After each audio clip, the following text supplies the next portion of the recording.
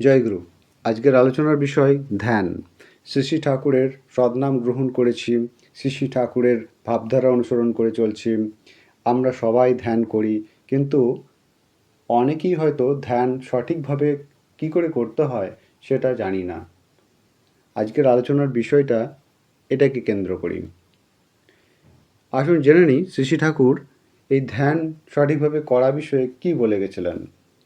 একজন এই ধ্যান করা নিয়ে, অর্থাৎ ধ্যানের সময় যদি মন বিক্ষিপ্ত হয় তাহলে কি করা যায়, এ বিষয়ে শ্রী শ্রী ঠাকুরের কাছে প্রশ্ন রেখেছিলেন।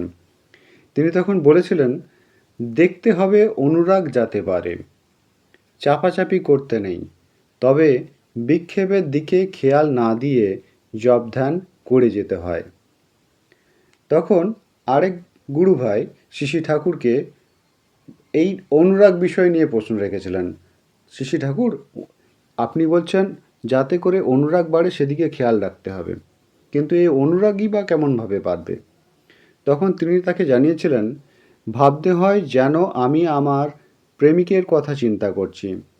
সহজ ধ্যান মানে এক কথায় প্রেমিকের চিন্তা যেমন যেমন করে তেমনি করা। ধ্যান সঠিকভাবে করতে হলে ধ্যান করার সময় কিভাবে বসলে সঠিকভাবে বসা হবে সেটাও জানা দরকার। তা শ্রী শ্রী ঠাকুর এটাও বলে গেছেন। তিনি বলে গেছেন, ধ্যান করার সময় সহজভাবে বসতে হয়, আড়ষ্ট শক্ত ভাবও থাকবে না, এলিয়েও পড়বে না, এমনভাবে বসতে হবে।